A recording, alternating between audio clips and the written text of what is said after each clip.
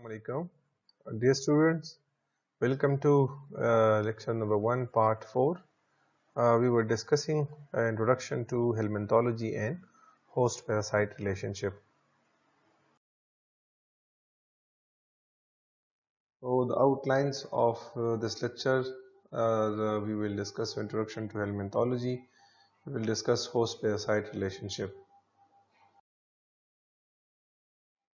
Lecture outcomes are that after watching and listening to this lecture, a student will be able to know about helminthology and host-parasite relationship. In today's lecture, let's talk about hosts, different hosts. So, parasitologists differentiate among various types of host according to the role the host play in the life cycle of the parasite. So we differentiate among different kinds of hosts based on the role of the host play in the life cycle of the parasite. Like for example, one type of host is known as a definitive host. So what is definitive host? It is actually that host in which the parasite will achieve the sexual maturity. As a definitive host is that host in which the parasite will reach to sexual maturity. So that host is known as a definitive host. Now there are certain problems, like for example, in some parasite, like for example in amoebas and in trypanosomes, sexual reproduction is not clearly shown, or it's not clear. So what we do in that case, because we don't know according to the regarding their sexual reproduction, so it's not clearly shown. So how we will say that which one is the definitive host? So in these cases, we randomly consider definitive host, that one which is most important to humans. So in such cases where sexual reproduction is not clear, we consider definitive host that one which is most important to the human beings. Another type of host is the intermediate host. Now it is that host in which parasite will undergo developmental stages. Parasite will develop and grow in these hosts, but not reached to sexual maturity. For sexual maturity, the parasite will go to the definitive host. Intermediate host is that host in which parasite will achieve its development and will grow, but it will not reach to sexual maturity in the intermediate host.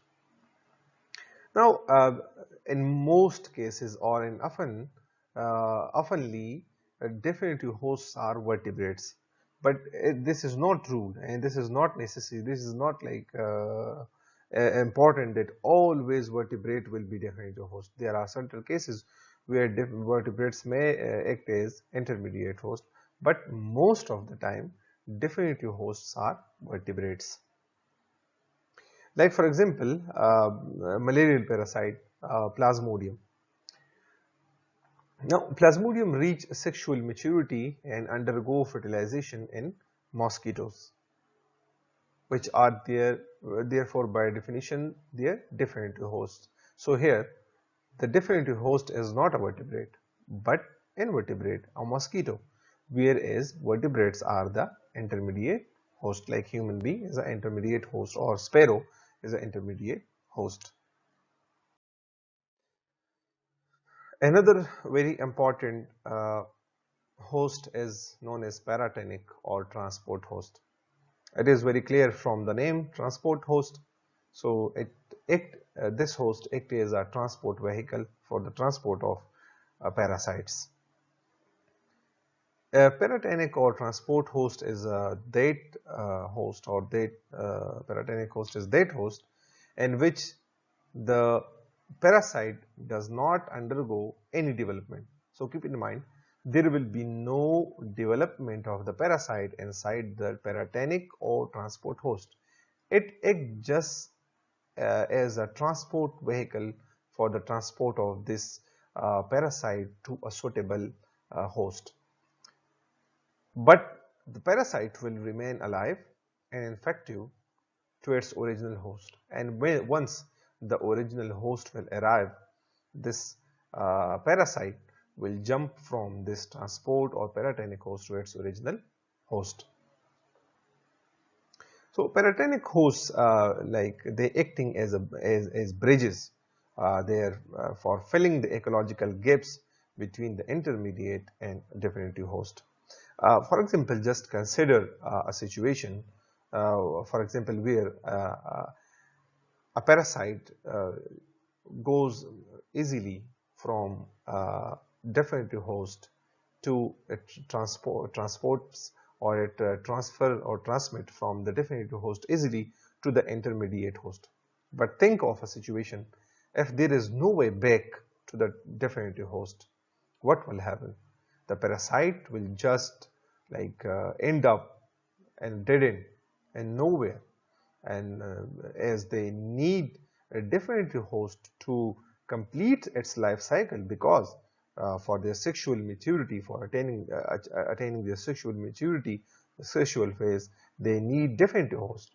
Now, but think of the situation where, for example, it is the parasite jump from the definitive host to intermediate host easily. But what if there is no way back to the definitive host? So here are the services of the transport host. The transport host will like transport the parasite to the definitive host so that the parasite may not end up in a dead end or in the middle of nowhere. Example. Now, like owls are acting as definitive hosts for thorny-headed worms. But these thorny-headed worms, they undergo developmental stages, mean an intermediate host to the infective stages inside an insect. So insect is acting as an intermediate host, and the owls are acting as definitive host for thorny-headed worms. The insect, they pick up these thorny-headed worms' eggs from the owl feces. But the problem is, owl do not feed on insects. If the owls would feed on the insects, so then there is no problem from the definitive host to the intermediate, and from the intermediate to the definitive host. So it is easy. The cycle will be easily completed. But the problem is, owls do not eat. They rarely eat insects. So there is the problem. Thorny-headed worms will go easily or transmit easily from the owls to insect. But once they are an insect, after developmental stages, when they become infective again and they are ready for another stage of their life for the sexual maturity, they are just halted and they are just and are dead end inside insect. They are locked. There is no way back because large owls do not eat insects. But hey, there are shrews, and these shrews are acting as transport vehicles, transport or paratenic hosts, because these shrews, they regularly eat these insects. And when these shrews, they feed on insects which are infected, so the juveniles of these worms, they will insisted in their mesenteries in large and accumulates in large numbers. And what happens next? When owls will catch or eat the shrews, those shrews which are highly infected with the worms, by eating those infected insects. So the parasite, which is thorn-headed worms, will transfer from the shrew to the owl. So in this case, the shrew is a transport host. as a transport vehicle between intermediate host, that is insect, and a definitive host, that is owl. We will discuss this example in detail in the picture, but let me give you another example. We have discussed this example in the first lecture, and maybe you remember that phoresis. We discussed phoresis, and phoresis mosquitoes are acting as paratenic or transport host for the eggs of Dermatobia huminis. As I told you, that Dermatobia huminis will attach its eggs to the feet or to the legs of these mosquitoes, and when mosquitoes will visit for a meal, for a blood meal to the vertebrates, so when they just sit on the, when they sit on, or when they land on the surface or the skin of the vertebrate, the eggs will hatch abruptly or very quickly into larvae and will enter into its original host. So in that case, mosquito is acting as a paratenic host. Here is the example. Let me show you it through the help of a picture. Owl is definitive host where sexual maturity is attained by the thorn-headed worm. Thorn-headed worms, these are the parasites. And insect, they are acting as intermediate host where it completes its developmental stages. So intermediate host and the definitive host. And this is the worm, this is the parasite. So when insects, they get these thorny headed worms eggs from the feces of owl, so it transmitted, the infection will be transmitted to the insect, and after completing its definitive developmental stages inside this intermediate host. Now, for example, if the owl would like prey on the insect, so it will there will be no problem. The thorny head worms will again find its way back to the owl, but the problem is owl do not feed on insects. And what happens, that these thorny head worms, the parasite, will lock inside this insect.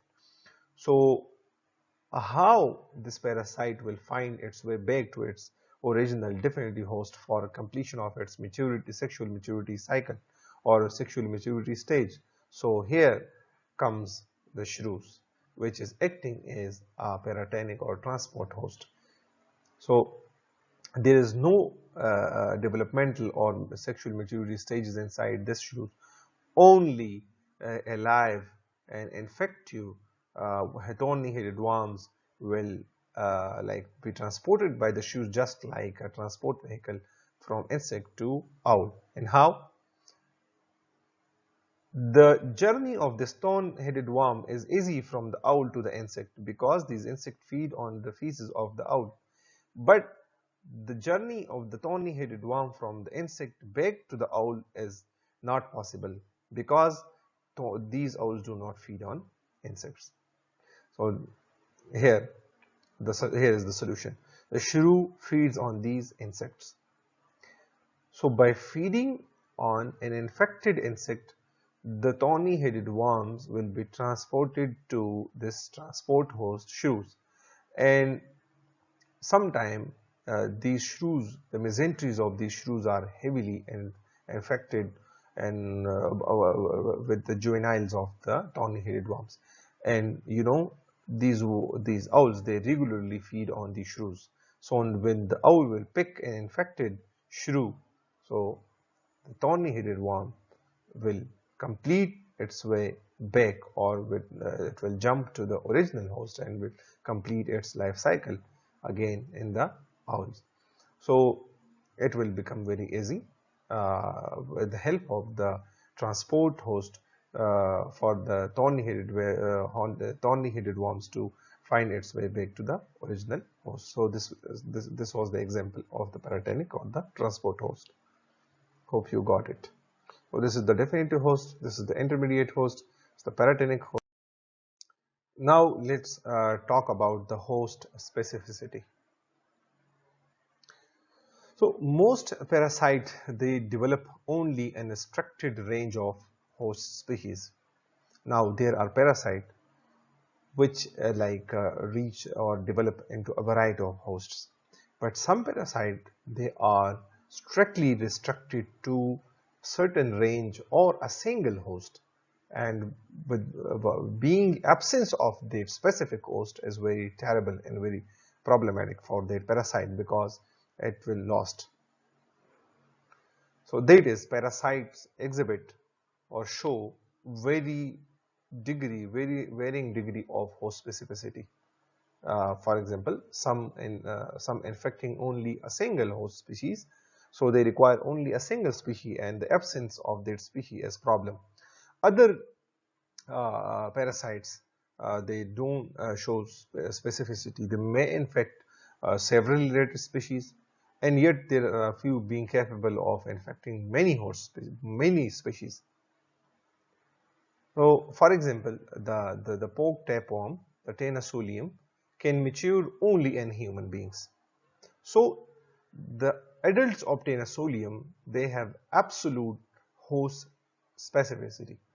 Mean if human being is not there, the Tenasolium cannot reach or cannot attain its maturity. Now, on the other hand, the nematodes like Trachinella species seem to be able to mature in almost any mammal. These are the Trachinella, different pictures of the Trachinella species, and this is the poke tapeworm or the Tenasolium. Another host, which is known as reservoir host. Again, it is clear from the name, hosts which are acting as reservoirs. Now, any animal that harbors, means that contain an infection that can be transmitted to human beings is called a reservoir host. Any animal inside which parasites are present, and those parasites can be transmitted to a human being, that host is known as a reservoir host. Even if the animal is a normal host of the parasite, it doesn't matter if that host is a normal host for that parasite, but still we will call that a reservoir host because it comes from those hosts to human beings or transmitted from those hosts to the human being. So we will consider those hosts as reservoir hosts because originally they are present inside them. Examples, like for example, Trachinella spiralis, the reservoir hosts for these Trachinella spiralis are wild carnivores and rats. So from rats and from wild carnivores, human being can be infected with Trachinella, so we call them reservoir hosts for Trachinella. Dogs are the reservoir hosts for Leishmania. So again, armadillos, they are acting as reservoir hosts for Trypanosoma cruzi, so the causative agent of the Chagas disease. So these armadillos are acting as reservoir hosts for Trypanosoma cruzi. Hyperparasitism. پښتو کې موږ وایو چې د سر د پاسه سر وي. So this is what hyperparasitism means. Usually you will find one parasite acting as parasite on another parasite. So that is known as hyperparasitism. Like many parasites, they are acting as hosts for other parasites. This condition is known as parasitism. For example, there is a parasite, and inside that parasite there is another parasite. So that parasite is actually acting as a host for the parasite, or such kind of parasitism is called hyperparasitism. Like for example, mosquito is a parasite, but Plasmodium inside the mosquito is hyperparasitism, because mosquitoes by themselves, they are parasites, but Plasmodium is again parasite in that parasite, so a condition known as hyperparasitism. A tapeworm juvenile. Now, flea is a parasite, ectoparasite, but the juvenile of the tapeworm inside the flea, the condition is known as hyperparasitism, because flea is a parasite and inside this parasite there is another parasite. Another example is that of monogene Eudonella kilogorum. They are like parasites on a copepod parasite of fish. So a copepod, which is a parasite on the fish, and Eudonella kilogorum is a parasite on that copepod. So again, you can see that a parasite is parasite on a parasite, and that is known as hyperparasitism. Many insects whose larvae are parasitize other parasitic insect larvae. So again, hyperparasitism. Now let's talk about the parasitology and human welfare. Now, through centuries, human beings have suffered greatly because of the presence of parasites, fleas, and their obligate symbionts like bacteria. They always conspired against the human beings and destroyed a third of the European population in 17th century. And you name it, malaria, schistosomiasis, African sleeping sickness caused by trypanosomiasis have sent untold millions of the people to their graves. This table was taken from the Foundation of Parasitology 8th edition, and here are some human infections with parasites. So diseases category, human infections, and death per year. Now look at the portion, like all helminths, 4.46 billion people they get infection. Ascaris lumbricoides, 1,221 million cases or infections per year, and deaths per year are 60,000. Now it's a huge number. Hookworms, 740 million, 65,000 deaths per year. Trichuris trichiura, 795 million, and deaths are 10,000 per year. Filarial worms, elephantiasis, the causative agent of the filariasis. So 657 million infections, 2 to 50 plus thousand deaths per year. Schistosomiasis, 200 million and 20 million deaths. Malaria, 298 to 659 million infections and 1 to 2 million deaths per year. Entamoeba histolytica of 50 million cases and 40,000 deaths per year. So look at the proportion. It's a very huge proportion that parasites are like they're devastating the human population. They're killing the human population in a large number. Even today, after successful campaigns against the yellow fever, malaria, hookworms infection, and in many parts of the world, parasitic diseases in association with nutritional deficiencies, which is very important, are the primary killers of the human beings, as we saw it in the table 101 and the previous slide. Now, the parasites we discussed in the previous slide in the table 1.1, these are just a few kinds of parasites that infect human beings. And in addition to these infections, there are many other parasites which cause the deaths of many million, and they complicate and contribute to other illnesses. So the majority of more serious infections occur in tropical regions, and particularly in less developed countries. They, like for example, African countries and underdeveloped Asian countries. So most dwellers within the temperate and industrialized region are unaware of the magnitude of the problem.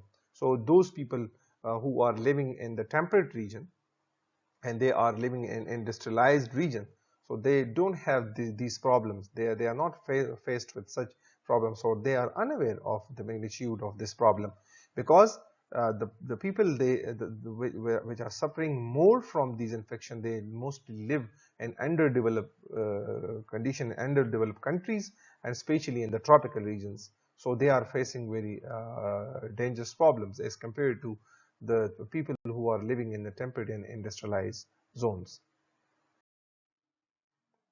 Now look at these statistics. For example, the global prevalence of Ascaris lubricoides was like estimated in 2003 as 26%.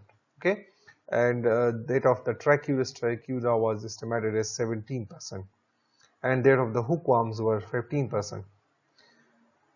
But these figures 26, 17, and 15, they remain virtually unchanged for the last 50 years. Even if you look at the earth population, so it has more than at that time, at double in that period of time. The population of the earth become double, but still these figures, they remain unchanged, and this is very alarming.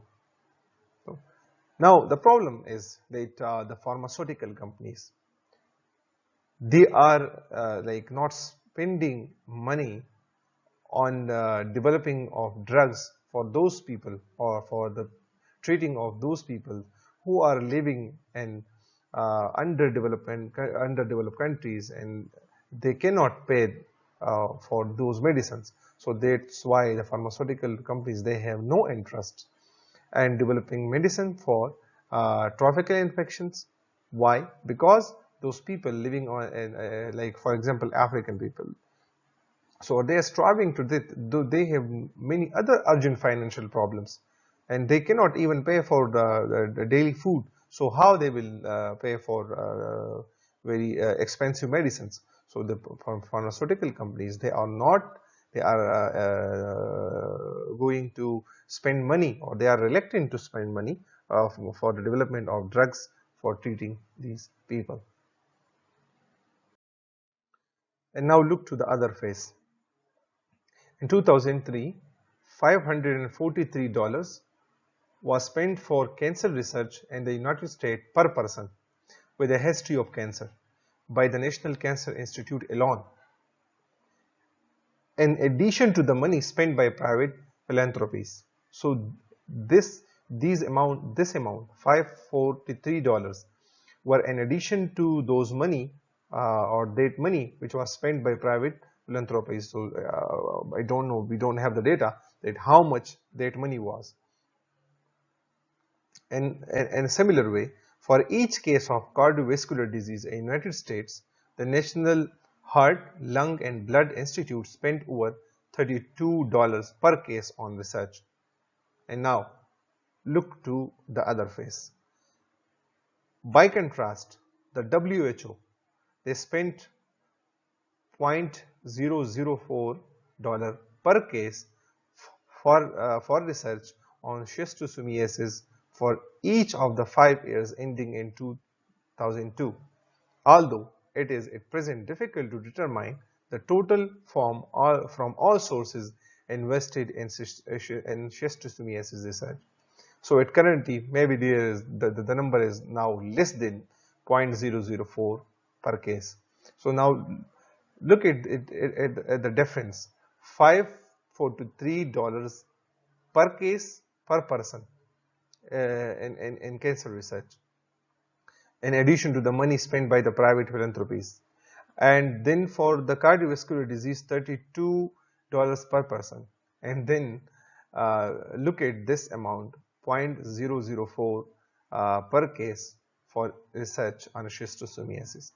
Because the schistosomiasis are common in countries which are in tropicals, and mostly these countries and these people, they are very poor and they cannot pay for it.